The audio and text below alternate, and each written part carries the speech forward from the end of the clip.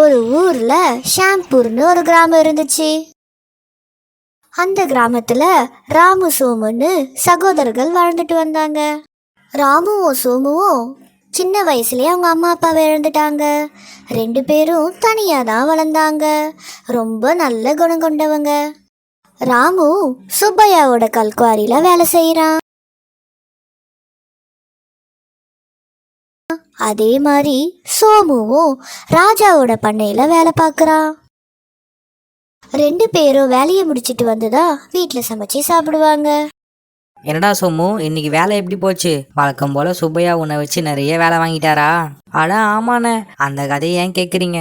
இன்னைக்கு என் கூட வேலை பார்க்குறவன் வரல, அதனால அந்த வேலையும் சேர்த்து என்னை வச்சு வாங்கிட்டாருண்ணே. சரிடா சோமு, கவலைப்படாத. சீக்கிரமா எதனா நம்ம தொழில் பண்ண ஆரம்பிக்கலாம். இப்படியே எத்தனை நாள் தான் நம்ம மூட்டை தூக்குறது? நீ என்ன சொல்ற? அண்ணே, நானே இதை பற்றி உங்ககிட்ட பேசலான்னு இருந்தேனே. சீக்கிரமா எதனா தொழில் தொடங்கணும், அப்பதான் நம்ம சீக்கிரமா முன்னேற முடியும். சரிடா சோமு, நம்ம சீக்கிரமா தொழில் பண்ணலாம். நேரம் ஆச்சு, தூங்கு, நாளைக்கு வேலைக்கு போகணும்ல. 2 பேரும் சாப்பிட்டு படுத்துட்டாங்க.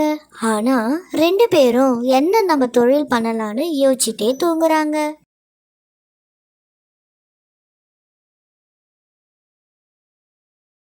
மறுநாள் ராமு வேலை செஞ்சிட்டு இருந்தப்போ அப்போ ஊர்ல தண்டோரா போடுறவங்க வந்தாங்க. இதனால ஊர் மக்களுக்கு தெரிவிப்பது என்னன்னா, நம்ம ஊர் முச்சந்தியில் இருக்கிற காட்டில் யாரு போனாலும் திரும்ப வரதில்லையா. அதனால இதை பற்றி ஊர் பெரியவங்க பேச ஊரில் இருக்க எல்லாரையும் வர சொல்லியிருக்காங்கோ. வேலை முடிஞ்சதும் எல்லாரும் ஒன்னா சேர்ந்து ஊர் பெரியவங்கள பார்க்க போறாங்க.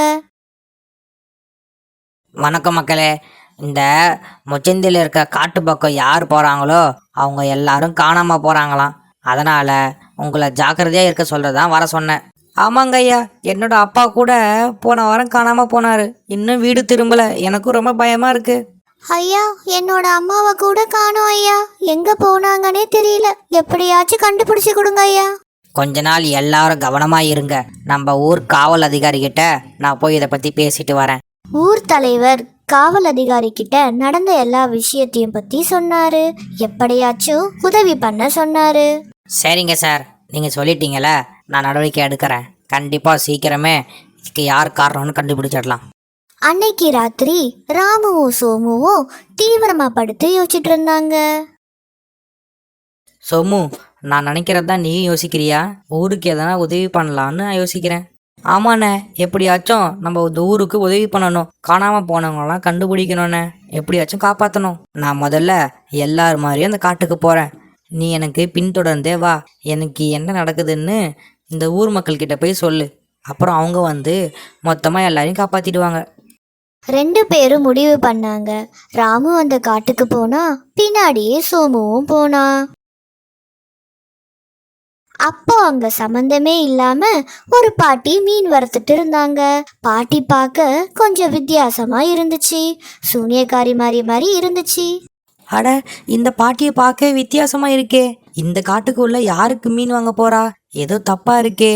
சரி, கிட்ட போய் பார்க்கலாம். ராமு கிட்ட போய் அந்த பாட்டி கிட்ட பேசுறான். சோமு பின்னாடி இருந்து ஒளிஞ்சி பாட்டி என்ன பேசுறாங்கன்னு கேக்குறான்.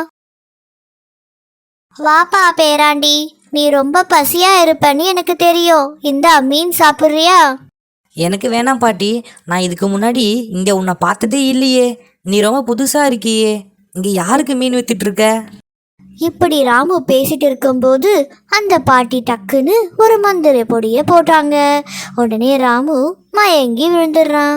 மயங்கி விழுந்த ராமுவை அந்த பாட்டி அந்த வீட்டுக்குள்ள இழுத்துட்டு போயிட்டாங்க. சோமு ரொம்ப பயந்துட்டான். மெதுவா அந்த பாட்டிக்கு தெரியாம வீட்டுக்குள்ள பாக்குறான். அந்த பாட்டி ஊர் மக்கள் எல்லாரையும் கட்டி போட்டு வச்சிருக்கு. ராமுவையும் அங்க கொண்டு போய் போட்டுடுச்சு. சோமு நடந்த எல்லாத்தையும் ஊர் மக்கள் கிட்டையும் தலைவர்கிட்டையும் போய் சொல்றான். எல்லாரும் ஒன்னா சேர்ந்து அந்த பாட்டி இருக்க இடத்துக்கு வராங்க. எதுக்கு எங்க எல்லாரையும் கடத்தி வச்சிருக்க? உனக்கு என்னதான் வேணும்? எங்க எல்லாரையும் விட்டுடு. உங்க எல்லாரையும் கொன்னு அந்த ரத்தத்திலே நான் மகா காளி பூஜை பண்ண போறேன். இன்னும் 3 பேர் தேவை எனக்கு. அப்பதான் எனக்கு அந்த மகா சக்தி கிடைக்கும். ஊர் மக்கள் எல்லாரும் பாட்டி இருக்க இடத்துக்கு வந்துட்டாங்க. போலீஸும் அங்க வந்திருந்த பாட்டியும் பிடிச்சிட்டாங்க. ஊர் மக்கள் எல்லாரும் ராமுக்கும் சோமுக்கும் நன்றி சொன்னாங்க. சோமு, எப்படியோ நம்ம ஊர் மக்கள் எல்லாரையும் காப்பாத்திட்டோம்ல. நல்ல வேலை நீ போய் எல்லாரையும் கூட்டிட்டு வந்த, இல்லைன்னா அந்த பாட்டி எங்க எல்லாரையும் கொன்னு இருக்கும். ராமு பேசுறத கவனிக்காம சோமு அமைதியா எதையோ யோசிச்சுட்டு இருந்தான். சோமு, சோமு, என்னடா உனக்கு என்னாச்சு? ஏன் அமைதியா இருக்க? அண்ணா, எனக்கு ஒரு ஐடியா தோணுது.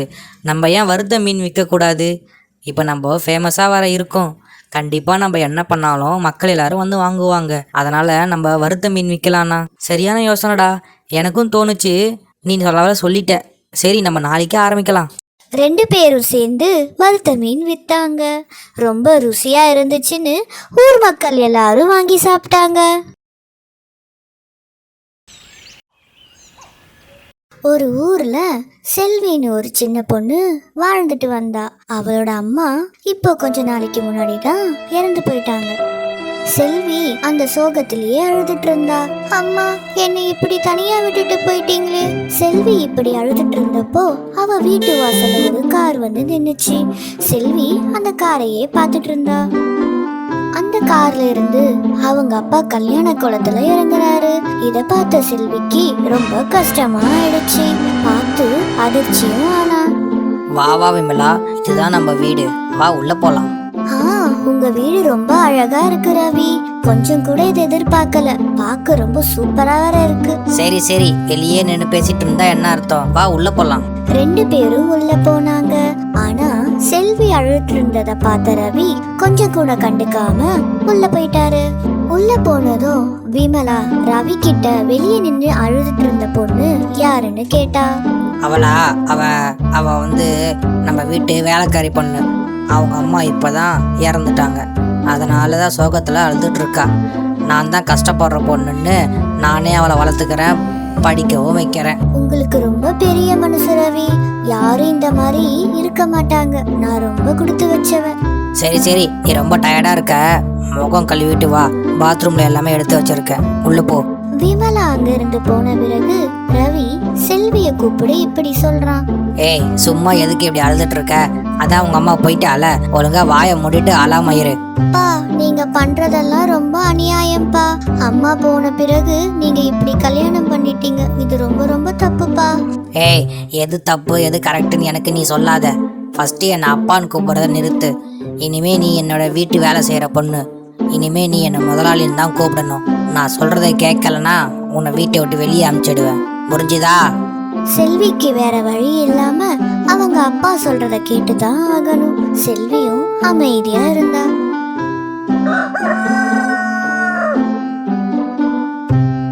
மறுநாள் செல்வி காலையில டிஃபன் செஞ்சு எடுத்துட்டு போய் விமலாக்கு கொடுத்தா. ஓ, பரவாயில்லையே, காலையிலேயே எழுந்து சமைச்சிட்டு இருக்க. Good girl. ஏய் செல்வி, விமலா இந்த வீட்டுக்கு புதுசு. எது எங்க இருக்குன்னு எதுவும் தெரியாது. நீ தான் சமையல் வேலையிலிருந்து எல்லா வேலையும் நீ தான் பார்த்துக்கணும், புரிஞ்சுதா? போதும் விடுங்க. ஏன் அந்த பொண்ணை சும்மா கத்திட்டே இருக்கீங்க? செல்வி, நீ போய் சமைக்கலாம் வேணாம். ஸ்கூலுக்கு கிளம்பு, டைம் ஆகுது பார். நான் பாத்துக்கிறேன் எல்லாமே. விமலா, எதுக்கு இப்போ அவளுக்கு சப்போர்ட் பண்ற? அவள் ஸ்கூலுக்குலாம் ஒன்றும் போக தேவையில்ல, வீட்டில இருந்து வேலை செஞ்சாலே போதும். ரவி இப்படி சொல்லிட்டு அங்க இருந்து போயிட்டான். செல்வியும் ரொம்ப சோகமா ஆயிட்டா. அன்னைக்கு ராத்திரி செல்வி எல்லா வேலையும் முடிச்சிட்டு கிச்சன்லயே படுத்துட்டா. அம்மா, நான் மட்டும் அன்னைக்கு ஸ்கூல் போகாம இருந்திருந்தா நீ என் கூடவே இருந்திருப்பல. இப்படி என்ன தனியா விட்டு போயிட்டியம்மா. மறுநாள் விமலா ரவி கிட்ட பேசி செல்விய ஸ்கூலுக்கு அனுப்பிச்சு வச்சா. செல்வியும் பகல்ல ஃபுல்லா ஸ்கூல்ல இருந்துட்டு ராத்திரியில வந்து வீட்டு வேலை செஞ்சிட்டு இருந்தா. நாட்கள் அப்படியே போச்சு. அப்ப ஒரு நாள் விமலா மாசமானா. ரவி செல்விய கூப்பிட்டு இப்படி பேசுறான். ஏய் செல்வி, நீ ஸ்கூலுக்கு போனது போதும். இனிமே அம்மாக்கு வீட்டுல ஒத்தாசையா இரு. வீட்டு வேலை எல்லாத்தையும் பார்த்துக்கோ, சொல்றது புரிஞ்சுதா? ரவி இப்படி சொல்லிட்டு அங்க இருந்து போயிட்டான்.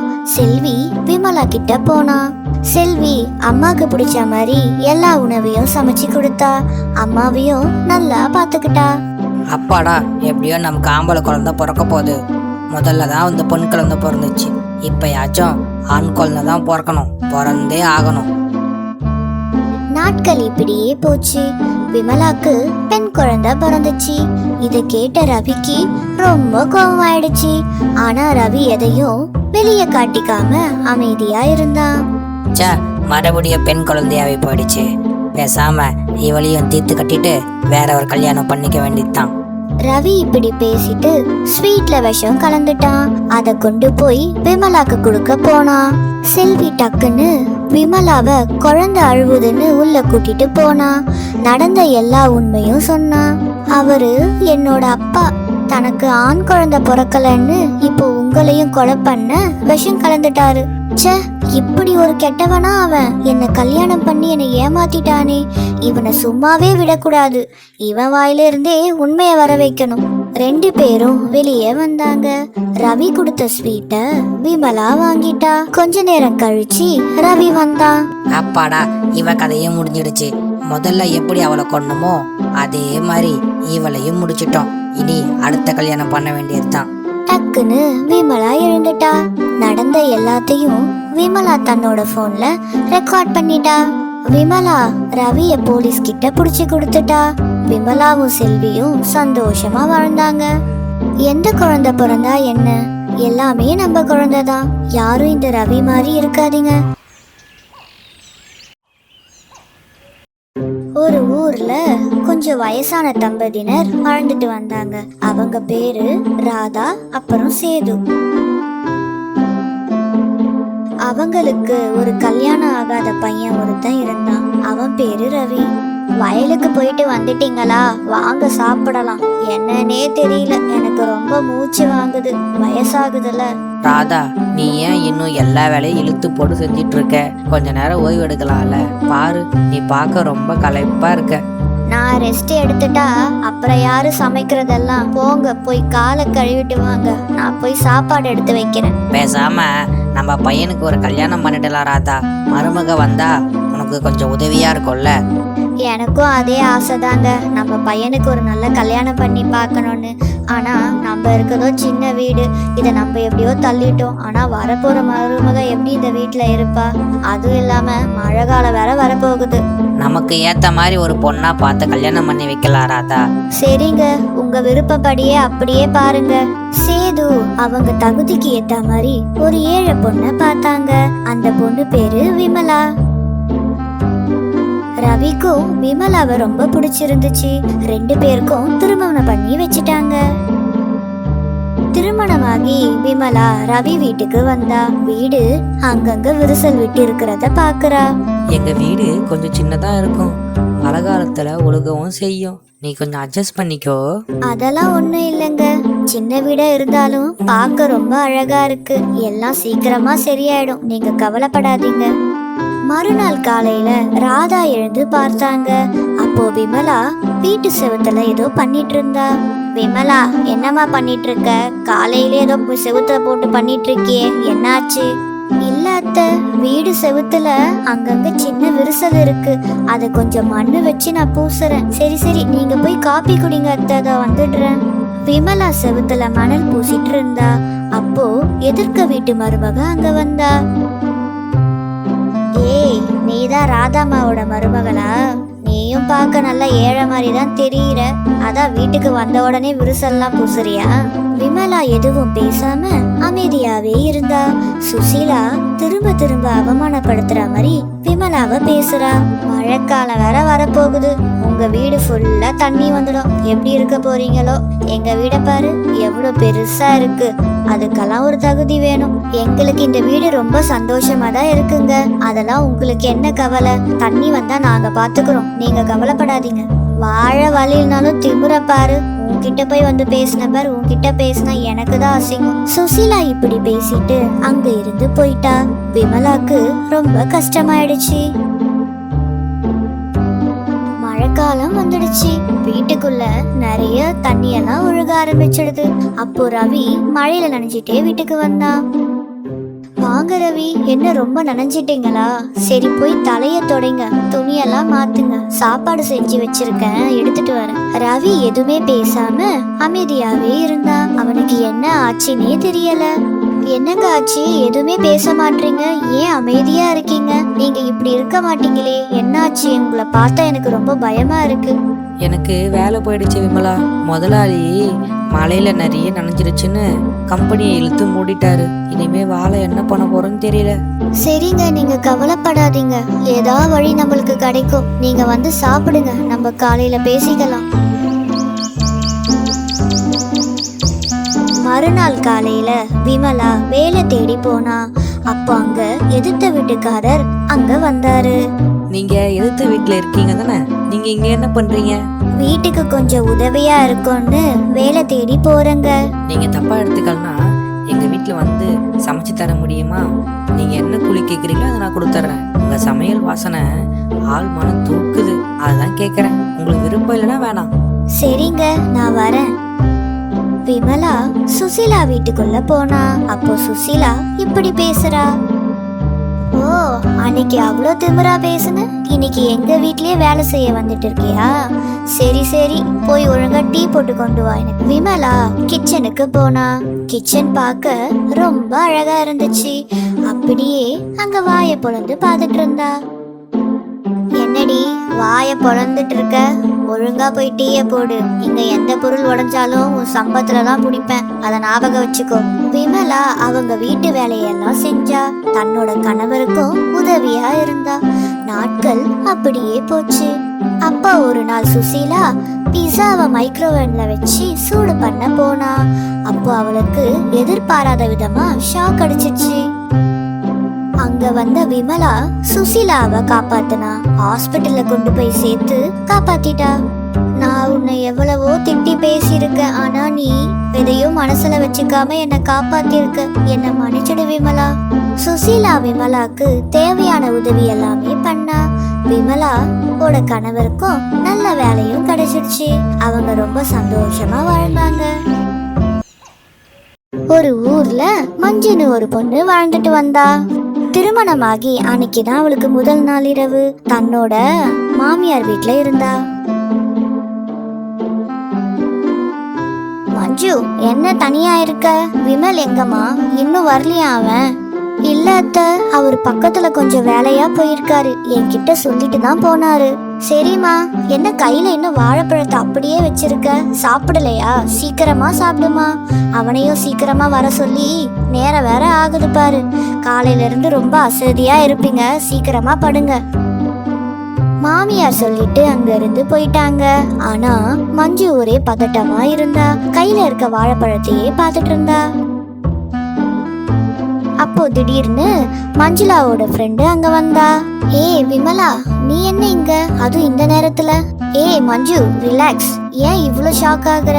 நான் மார்னிங் உன்னோட மேரேஜ்க்கு வரல, அதான் உங்க மாமியார் வீட்டு அட்ரஸை தேடி கண்டுபிடிச்சி உன்னை பார்க்க வந்திருக்கேன். அடிப்பாவி, உனக்கு வரத்துக்கு வேற நேரமே கிடைக்கலையா? சரி கிளம்பு போ, உன்னை காலையில பாக்குறேன். ஒரு ஃப்ரெண்டு உன்னை தேடி வந்திருக்க, நீ என்னடானா நான் கிளம்புன்னு சொல்ற? ஓ, கணவருக்காக வெயிட்டிங்கா? Okay okay. ஆமா, என்னடி கையில வாழைப்பழம் வச்சிருக்க? புரிஞ்சுது. சி, நீ தேவையில்லாம எதுவும் போட்டு குழப்பிக்காத. ஒன்னும் இல்ல, சாப்பிட்டதான் வச்சிருக்கேன். சரி நீ போடி, டைம் ஆகுது.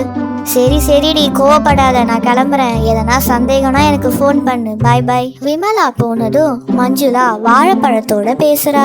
என்னங்க இப்படி ஆகிடுச்சு? நான் எப்படி உங்களை காப்பாத்துவேன்? என்ன நடந்துச்சுன்னு தெளிவா சொல்லுங்க. மஞ்சு, நான் இப்படி வாழைப்பழமா மாறதுக்கு காரணம் ஒரு தவளைக்காதான். என்னன்னு தெளிவா சொல்றேன் கேளு. திருமணம் முடிஞ்சதும் கையோட என் ஃப்ரெண்டு என்கிட்ட ட்ரீட் கேட்டான். டேய் மச்சான், மேரேஜ் வர முடிஞ்சிருச்சுடா, லைட்டாவா ஒரு பெக்கு போட்டு வந்துடலாம். இதோட உன்னை விட்டா பிடிக்கவே முடியாது, நீ ரொம்ப பிஸியாகிடுவ. டேய் இப்போ வேணாம்டா, நாளைக்கு போகலாம். எனக்காக ஒய்ஃப்லாம் வெயிட் பண்ணிட்டு இருப்பாங்கடா, சொல்றது கேளு. நாளைக்கு நான் அவனை கூட்டிட்டு போறேன். டேய், வேலை முடிஞ்சதும் புத்தியை காட்டுற பத்தியா? இன்னும் நிறைய டைம் இருக்குடா, வாடா, லைட்டா ஒரு பெக்கு போட்டு வந்துடலாம். நாங்க 2 பேரும் பாருக்கு போனோமா, ட்ரிங்க் சாப்பிட்டோம். டேய் மச்சான், மேரேஜ் ஆயிடுச்சுன்னு நம்ம ஃப்ரெண்ட்ஷிப்பை மறந்துடாதடா. நம்ம எப்பவுமே இப்படியே இருக்கலாம். சரிடா, அடிக்கடி மீட் பண்ணலாம். என்ன, என் ஒய்ஃப் கிட்ட போய் சொல்ல வேண்டியது இருக்கும், அதெல்லாம் நம்ம வழக்கமாக பண்ணுறது தானே. நம்ம எப்பவும் போல வீக்கெண்ட் ஜாலியாக மீட் பண்ணலாம். நாங்கள் 2 பேரும் ட்ரிங்க்ஸ் சாப்பிட்டுட்டு காரில் வந்துட்டு இருந்தோம். அப்போ வழியில் போலீஸ் செக் பண்ணாங்க. டேய் மச்சான், போலீஸ்டா, இப்போ நம்ம மாட்டினோம், மொத்தமாக பில்லு கட்ட வேண்டியது இருக்கும். எனக்கு ஒரு குறுக்கு வழி தெரியும், அதில் போயிடலாம் நம்ம. நாங்கள் காரில் போயிட்டு இருந்தோம். எனக்கு பாத்ரூம் வந்துச்சு, அதனால் காரை நிப்பாட்டிட்டு நான் பாத்ரூம் போனேன். பாத்ரூம் போயிட்டு வர வழியில் தெரியாமல் ஒரு தவளைக்காவை மெரிச்சிட்டேன். இப்படி அநியாயமா என் கணவரை மறிச்சு கொண்டுட்டியே, இது அநியாயமா? இல்லை, நான் தெரியாமல் பண்ணிட்டேன், வேணும்னு பண்ணலை, என்னை மன்னிச்சிடு. நீ இப்போ மன்னிப்பு கேட்டா என்னோட கணவர் உயிர் திரும்பி வருமா? நீ தெரியாமலாம் பண்ணல, வேணும்னு தான் குடிச்சிட்டு இப்படி பண்ணிட்ட. உன்ன மாதிரி ஆளுங்களுக்கு தண்டனை கொடுத்தே ஆகணும். இல்லை ப்ளீஸ் வேணாம், நான் தெரியாமல் பண்ணிட்டேன், என்னை மன்னிச்சிடு. எனக்கு இன்னைக்கு தான் கல்யாணம் வேற ஆகியிருக்கு. என் ஒய்ஃப் எனக்காக காத்துட்டு இருப்பா, நான் போகணும். ஓ, என்னோட கணவரை கொண்டுட்டு நீ போய் சந்தோஷமா வாழ்ந்துடுவியா? இன்னும் கொஞ்ச நேரத்துல நீ ஒரு பழமா மாறிடுவ. இதுதான் நான் உனக்கு கொடுக்குற சாபம். அப்படி சொல்லிட்டு அந்த தவளைக்கு அங்கிருந்து போயிடுச்சு. நானும் கார்ல வந்துட்டேன். என்னோட ஃப்ரெண்டு கிட்ட நடந்த எல்லாத்தையும் சொன்னேன். ஆனா அவன் அதுக்கு, டேய் உனக்கு ரொம்ப ஓவர் ஆயிடுச்சுன்னு நினைக்கிறேன், அதனாலதான் இப்படி கற்பனையா யோசிச்சு ஒரு கதை சொல்லிட்டு இருக்க. ஃபர்ஸ்ட் வா வீட்டுக்கு போலாம். நாங்க கார்ல போயிட்டு இருந்தோமா, அப்போ திடீர்னு நான் ஒரு வாழைப்பழமா மாறிட்டேன். என்னோட ஃப்ரெண்டு பார்த்துட்டு ரொம்ப அதிர்ச்சி ஆகிட்டான். அப்புறம் அவனும் நம்பினான். நடந்த எல்லா விஷயத்தையும் உன்கிட்ட வந்து சொன்னான். இதுதான் நடந்துச்சு. இப்போ எனக்கு என்ன பண்றதுன்னே தெரியல மஞ்சு. நீ தான் என்னை எப்படியாச்சும் காப்பாற்றணும். மஞ்சு தனக்கு தெரிஞ்ச ஒரு சாமியார் கிட்ட கூட்டிட்டு போனா, நடந்த எல்லாத்தையும் சொன்னா. அறிவோ, இது எல்லாம் அந்த பகவான் செயல். அது சாதாரண தவளைக்கா இல்ல, சக்தி வாய்ந்த தவளைக்கா. அதனாலதான் சாபம் உடனே பழிச்சிருக்கு. சரி, நீங்க கவலைப்படாதீங்க. சாமி, நான் வேணும்னு பண்ணல, தெரியாம பண்ணிட்டேன், என்ன மன்னிச்சிடுங்க. நீ மன்னிப்பு கேட்க வேண்டியது என்கிட்ட இல்ல, அந்த தவளை கிட்ட தான். உன்னால ஒரு உயிரே போயிருக்கு, அதுக்கான விளைவு தான் இது. சரி, உன் தப்ப உணர்ந்துட்டல, எல்லாம் அந்த எம்பெருமான் பார்த்துப்பாரு. நீ கவலைப்படாம இரு, நல்லதே நடக்கும். சாமியார் மந்திரத்தை படிச்சாரு. கொஞ்ச நேரத்துக்கு அப்புறம் மஞ்சுவோட கணவர் பழைய நிலைமைக்கு திரும்பிட்டாரு. மஞ்சுளாவும் அவன் கணவரும் சந்தோஷமா வாழ்ந்தாங்க.